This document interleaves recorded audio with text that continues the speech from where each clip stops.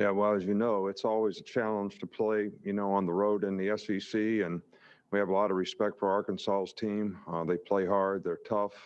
They kind of reflect their coach's sort of culture and attitude of how he wants them to play. And I think that it doesn't matter what your talent level is, you got to be able to match, that kind of toughness and energy and intensity. And focus and energy, to create the right habits is probably one of the most important things that we all can do.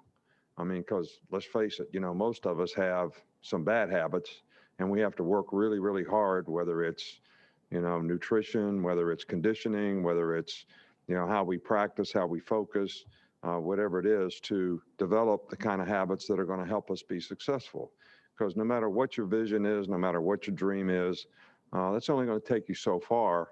But you're only going to go as far as the habits that you develop and create, can take you. So, that's the challenge for, our team right now at this point in the season, where people aren't feeling maybe as good as they did, in week 1 and week 2. But if they want to accomplish and realize their vision and goals, then, they have to make the choices to do things in a way that's going to create the right habits for them. One thing I wanted to mention is, I wanted to mention the fact that I had the blood plasma treatment, and it really was helpful, to me. And I think it's important that people really understand how helpful this can be. And I know if you've had this disease and you have immunity to it or whatever, and you can give your blood plasma, it might help some other people who are being affected by this. And I know that we don't have enough of it to go around. And I just would, as soon as I'm eligible to be able to do that, I'm going to do it. I'm going to give my blood plasma so it really can help somebody else, so that maybe they don't have the issues and problems that create some really serious sickness and sometimes fatality. So, you always can call the Red Cross, and, they can take care of you, and you might be able to help some other people. And I would encourage folks to do that. All right, Coach, we will start this evening off with Michael Casagrande of AL.com. Yeah, just wondered if you could explain or describe your thought process when you're deciding whether or not to go for it on 4th and short. It depends a lot on field position and certainly the situation in the game. We always kind of define 4-down territory, whether it's just outside field goal range, let's say from the 35 to the 45-yard line, on the plus side of the field for us. And, so that's a big part of it. I mean, to me, the situation in the game, sometimes determines whether you do or you don't. So I think those two factors, field position and the situation in the game, are probably the most critical things to make that determination. If you're down by the goal line, if the ball's inside the 1-yard line, it's usually, if you got confidence in your players, it's usually, a pretty good bet that you'll be able to make a half a yard or whatever you need to make it. Doesn't always work out that way, but but again, that's field position and situation in the game would determine that.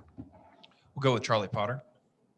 Hey, Coach, just wanted to ask you about the 4 assistants that missed last week's game. Will they be able to travel to Fayetteville this weekend? I think we're going to have them all back. I think we'll get a couple guys back before the end of the week, and I think we'll get a couple guys back on Friday. So I do think we'll have the coaches back. Next, we'll go to Rob in Philadelphia.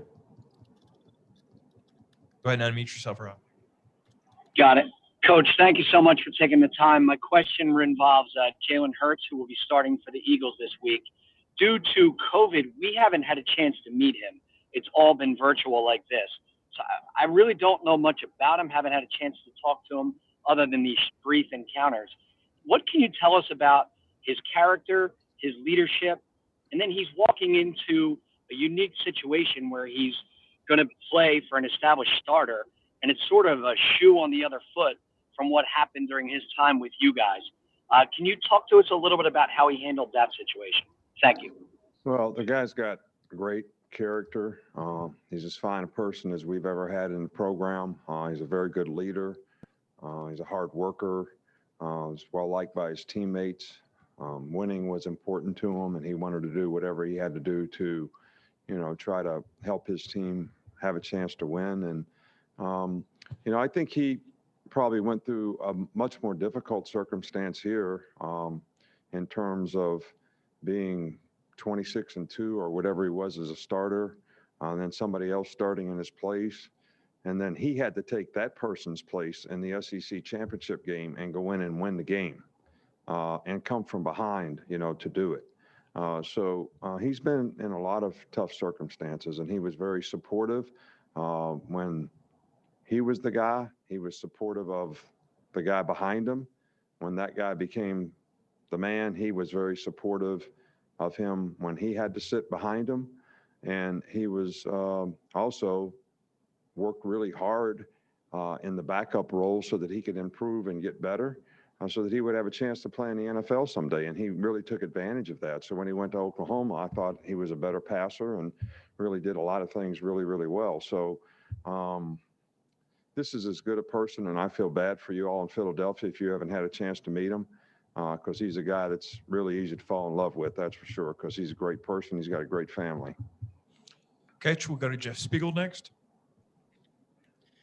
Yeah, Nick, a coach told me a long time ago that, you never follow a legend, you follow the guy who followed a legend. But Ray Perkins really took that on when he followed in Coach Bryant's footsteps. Can you talk about how, that defined him as a person, as a coach, and what his legacy was? Well, I think Coach Perkins was, first of all, a great person. He was always really good to me, very supportive of the University of Alabama and the program here. Has really been helpful to me in terms of my development as a coach and the time that he was willing to spend to help me on things. I think he probably handled the circumstance and the situation he was in, taking over for Coach Bryant as well as anybody, in the world could. And I think it takes strong leadership and great conviction in terms of what you believe in and what you want to do to make a situation like that work, very favorably. But, he had lots of success wherever he was. He was always one of the most well-respected people in our profession, and our thoughts and prayers are with him and his family. And I can't tell you anyone in this profession that I have any more respect for than Coach Perkins. Okay, we'll wrap up with two follow-ups here. We'll start with Charlie and then Michael. Yeah, Coach, I just want to ask you about Patrick Surtain. He was named a finalist for the Nagurski earlier today. Just have you seen him step up his game both on and off the field? Well, I think, you define Patrick as consistency and performance. He's really played well all year long. And, he's just done a really good job. He practices well every day, sets a good example. He really prepares well for the game. He's smart. He understands concepts, and he understands what the other team's trying to do. And I think he puts himself in position to, make the right play based on what he needs to do to help our defense be successful. And he's made a lot of really good plays himself. So I couldn't be more pleased with the way he's played all season long. And we'll finish up with Michael. Yeah, just wondering, how'd that process go when you received the plasma donation? How'd that get set up, and how did it work?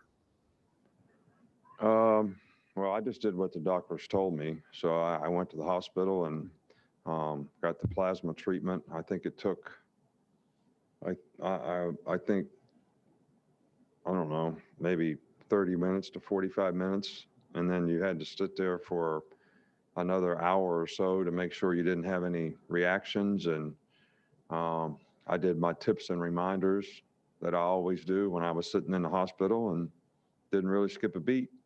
They had a nice little desk for me so I could work.